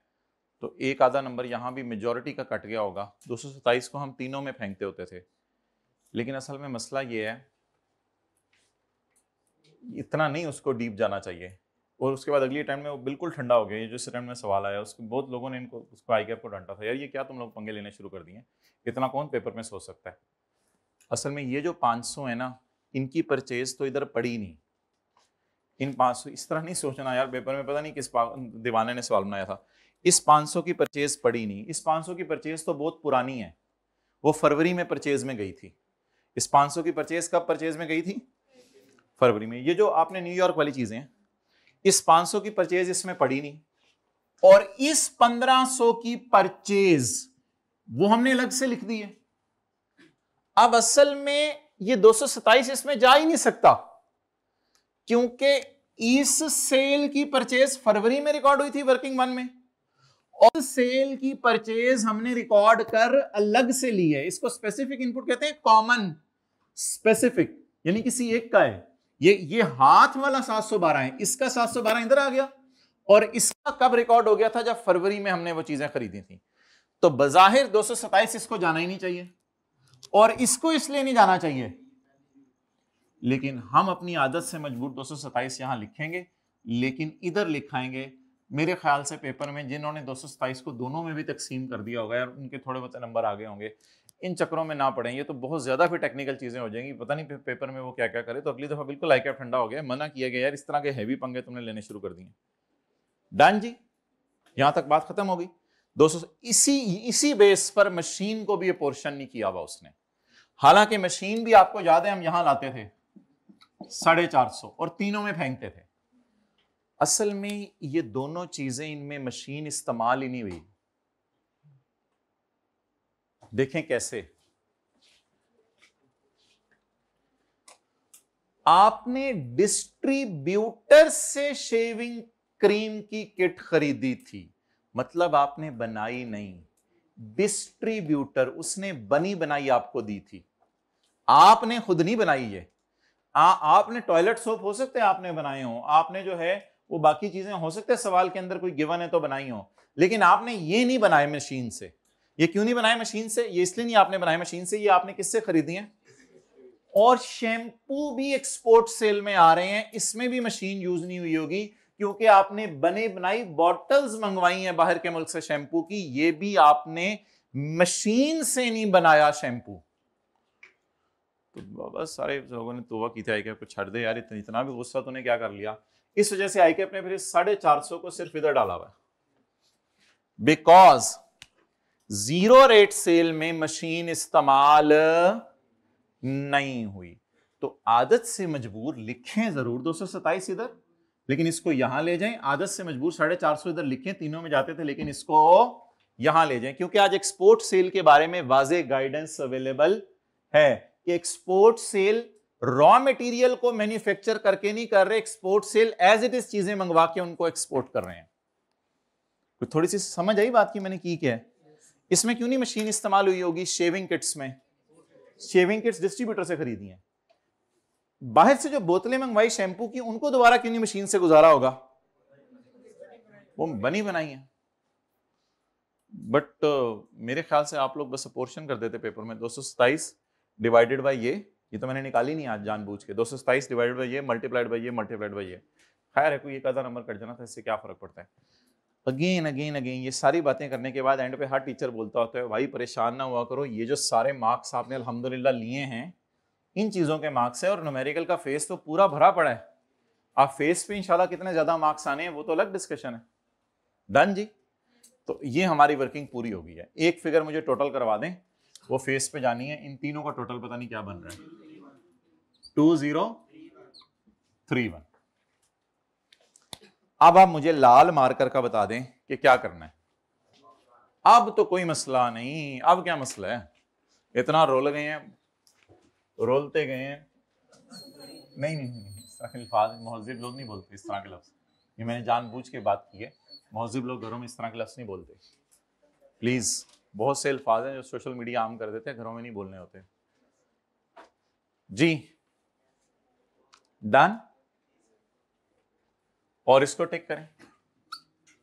और ब्रॉड फॉरवर्ड इनपुट कोई है तो ढूंढे, नहीं है, चलें बस। ओके, अब मुझे ये बता दें कि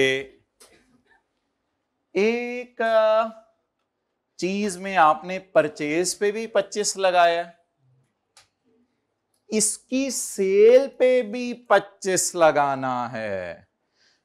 बता दें 2000 में से 1500 तो मैंने बाहर के मुल्क भेज दिए, ये तो जीरो रेट हैं, इन पे तो 25 नहीं लगा सकते, अल्लाह का शुक्र है इनको तो जीरो रेट ही रखेंगे। लेकिन आपने 2000 में से 500 इधर होलसेलर के भी तो बेचे हैं, तो इन पे भी छोटा सा, यहां 25 नहीं लगाना, पेंसिल से लिख लेने इनके ऊपर फेस पे कितना लगाना है, 25, यहां छोटा सा करके लिख लेना है एट 25। ये चीजें भी कितने परसेंट वाली हैं बोलें, 25% वाली। क्या फर्दर टैक्स तो थर्ड शेड्यूल वाली चीजों पे लगता नहीं ना, ये तो एक पुराना कॉन्सेप्ट है, फर्दर टैक्स लगता है थर्ड शेड्यूल वाली चीजों पे नहीं लगता। ओके, ले आए जी आउटपुट, कोई मशवरा दें आज आउटपुट कैसे निकालें। 100 माइनस इंटू 18%। मुझे क्यों निकाला, क्योंकि तुम सेपरेट ब्लॉक हो।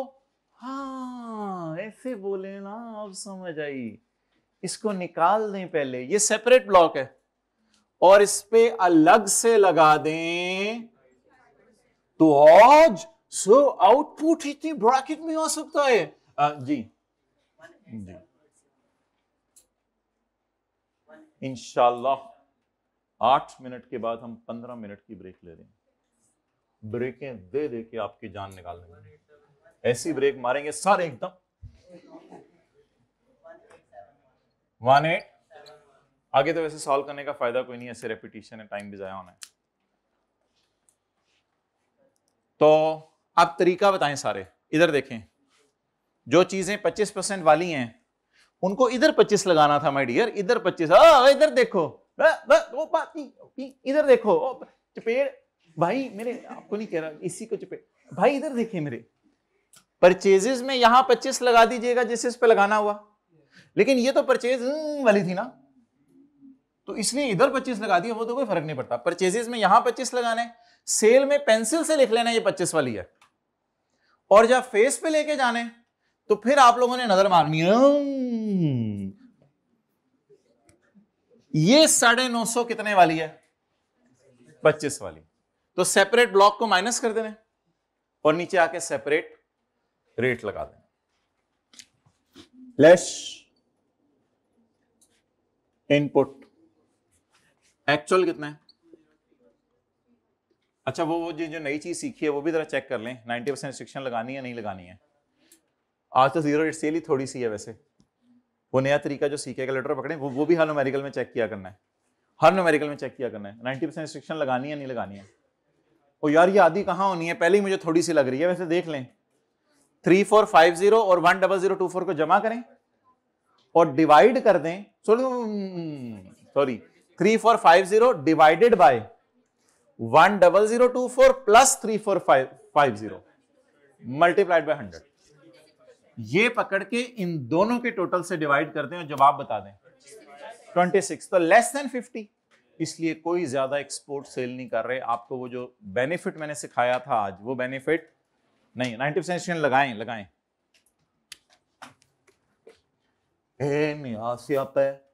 समझ आ गया है, हुण चटनी भी अरेंज करनी पेगी हर खाने दे नाल। हाँ ठीक है, क्या हुआ, दही उन्होंने नया स्यापा तो है, आसान है ना, उसमें कौन सा पकड़े दही उसके अंदर है, आजकल तो रेडीमेड मिलती हैं चीजें जी। हाँ 20, ये जो टेढ़ा हुआ है 2031 और 90% लगा दें,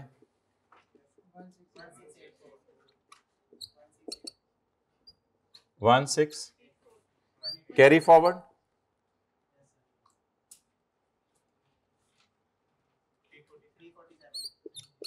347, आगे चलें।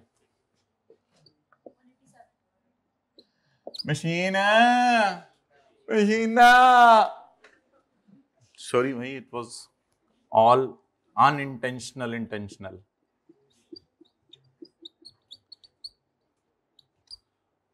ओ पेपर में भी इसी तरह बोलना है आपने। और मेरा मशीना आ गया, तेरा क्या आ रहा है? मेरी मशीन नहीं आ रही, तेरा मशीना आ गया है। 263 हैं क्या? माइनस क्या? नेगेटिव लिखेंगे। Sales tax to be carried forward लिखेंगे। Sales tax to be carried forward.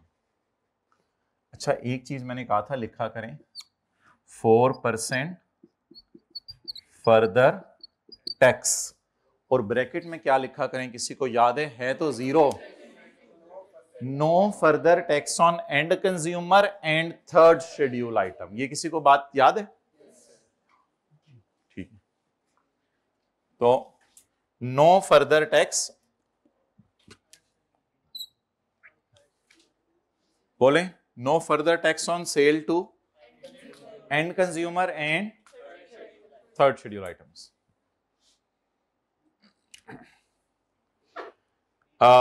Refundable on zero rate 712।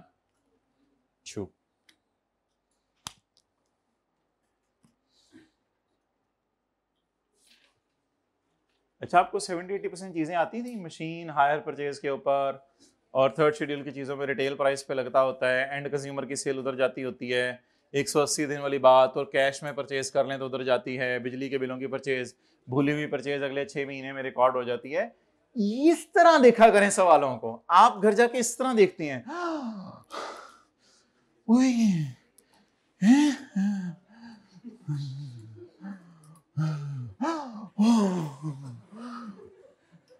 पूरे सीए में लोग इस वजह से फेल हो रहे हैं कि वो इस अप्रोच से देखते हैं चीजें जो मैंने बाद में बताई, और जो पास हो रहे हैं वो दूसरी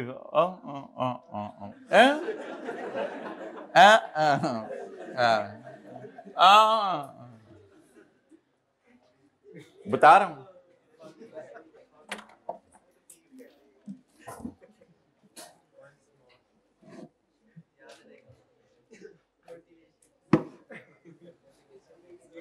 हाँ जी, क्या क्या चीज? इसे, हाँ, इसे परचेज कहां से की है? तो बेचा है, सोल्ड टू रजिस्टर्ड पर्सन। हाँ जी, वो तो मैं वैसे बात कर रहा था, एक जनरल बात कर रहा था कि मैन्युफैक्चरर है ना, कुछ तो मैन्युफैक्चर कर ही रहे होंगे, वो मैंने ऐसे बात की थी। ओके, अच्छा, अभी हम कोई कॉन्सेप्ट तो आपको नहीं दे रहे, लेकिन पता नहीं इस चीज का क्या फायदा होता है। मुझे तो कभी नहीं फायदा हुआ इस चीज का, आप लोगों को फायदा होता होगा कि ये T से मुराद थ्योरी है और N से मुराद न्यूमेरिकल है। तो सेल्स टैक्स के अंदर जो है वो इस दफा 9 नंबर की थ्योरी आई है, 15 नंबर का न्यूमेरिकल आया। पिछली दफा 9 नंबर की थ्योरी आई थी, 20 नंबर का यही वाला न्यूमेरिकल था ये जो भी किया। 14 नंबर की थ्योरी आई, 16 नंबर का न्यूमेरिकल आया। तो ये सफा आपसे कर लेंगे शेयर। इस अटेम्प्ट के अंदर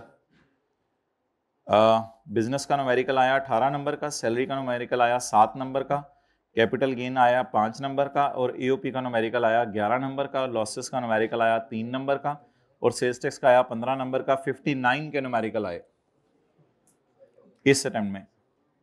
और चैप्टर 1 में से थ्योरी आई, चैप्टर 3 में से थ्योरी आई, डेफिनेशंस में से 8 नंबर की थ्योरी आई इस दफा, और 7 नंबर की चैप्टर 13 में से थ्योरी आई, लॉसेस में से 6 नंबर की थ्योरी आई। ये जरा कम इसने इस दफा टेस्ट किया 4 नंबर असेसमेंट अपील्स में से, और ये टोटल 41 की थ्योरी आई। लेकिन अगर आप रिटर्न असेसमेंट अपील्स और लॉस इसको देखें चैप्टर 16 को, तो इस दफा 4 नंबर का, और पिछली दफा जो है वो 20 नंबर का। 13 नंबर की वेल्थ स्टेटमेंट वगैरह न्यूमेरिकल आया था, और 7 नंबर का जो वो 15-16 का इकट्ठा आता है सवाल समय, 15-16 में से सवाल आता है। तो पिछली दफा 20 नंबर का आया चैप्टर 15 में से, 7 की थ्योरी और 10 और 3 का न्यूमेरिकल। ये बल्कि उल्टा हो गया है, 7 का अच्छा वो ओहो सॉरी सॉरी सॉरी, ये गड़बड़ होगी भाई, ये था। तो 7 नंबर का न्यूमेरिकल आया वेल स्टेटमेंट का, और उससे पिछली दफा 13 नंबर की थ्योरी आई, 8 नंबर की थ्योरी आई, चैप्टर 15 में से 17 नंबर की थ्योरी आई, 7 नंबर की थ्योरी आई। तो some anything can happen, there is no hard and fast rule कि क्या होगा। और इसके बाद जो है पता नहीं आप इससे क्या ड्राइव करें, मुझे तो ड्राइव नहीं होता, कोई सेट पैटर्न है ही नहीं।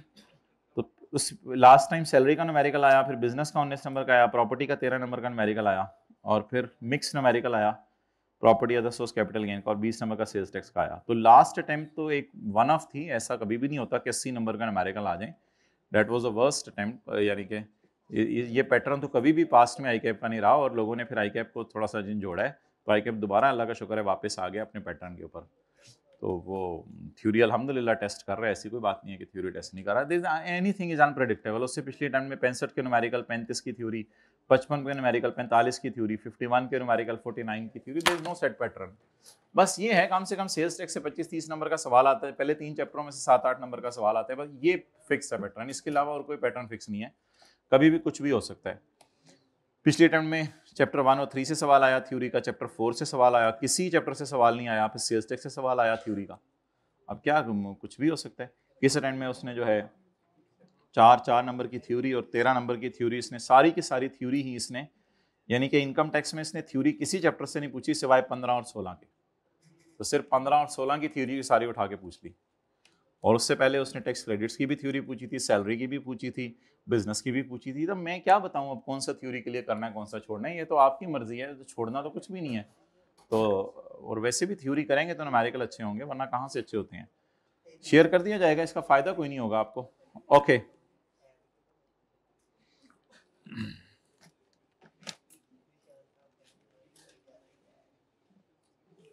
अच्छा, ये बच्चों के हालात देखें, ये न्यूमेरिकल इनके सॉल्व हो रहे हैं, IFB, IFCG, IFP। अब ये ICAP में जाके इन्होंने ये करना है, ये आप लोगों के सेशन के ही बच्चे हैं, कोई और नहीं है। इनके हालात देख लें आप लोग, ठीक है। अच्छा, a company were registered in stock exchange of Pakistan in the relevant tax year and remain registered during exchange,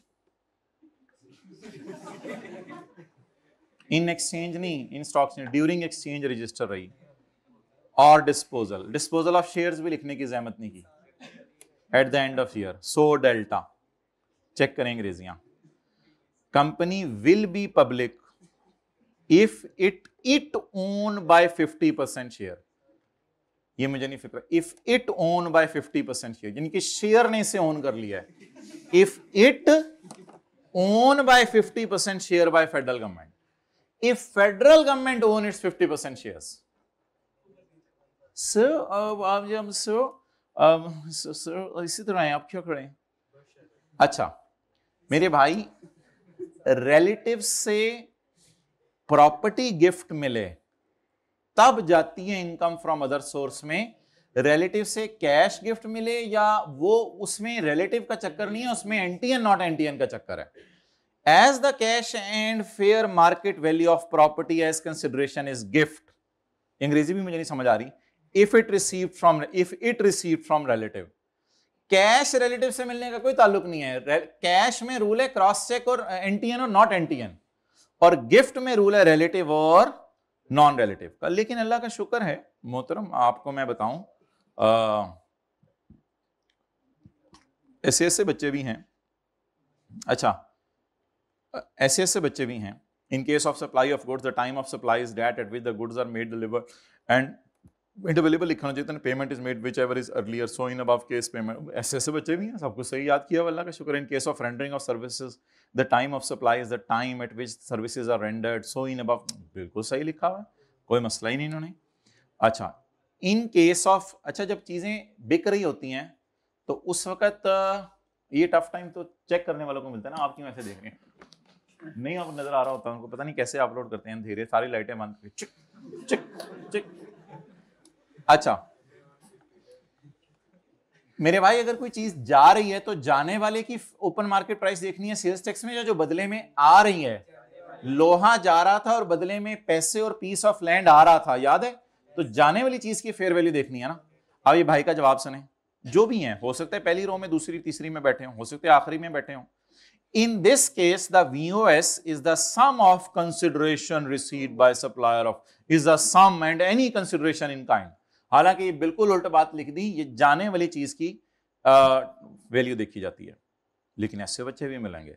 Commissioner may amend any assessment order within 5 years from the end of the financial year in which the assessment order was furnished.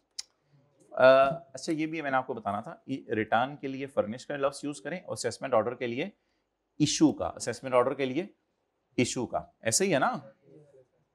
Further may amend and further may amend and assessment, नहीं, further may amend and assessment तो कोई फिक्रा नहीं है। It can further be amended as many times as may be necessary within the later of the time period of 5 years from the end of the financial year in which, return का लफ्ज मैं समझने के लिए लिखवाता था, in which the original assessment order was issued, or 1 year from the end of the financial year in which amended assessment order was passed, लिख के आए, amended assessment order was passed, not furnished। amended, furnish का लफ्ज कहां use होता है? Return के लिए। furnish का लफ्ज कहां यूज होता है?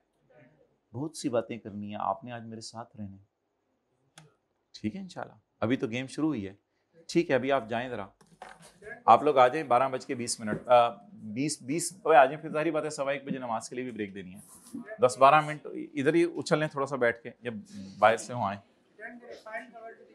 रिटर्न के लिए फाइल और फर्निश का लफ्ज यूज करते हैं, असेसमेंट ऑर्डर के लिए इशूड का लफ्ज यूज करते हैं। और ये जरूर बताना होता है from the end of 5 years from the end of the financial year in which, यानी कि 30 days from the receipt of notice, ये 30 days when the commissioner order is served, ये अल्फाज जरूर बता के होने होते हैं कि 30 days से आगे कितने दिन काउंट करने हैं।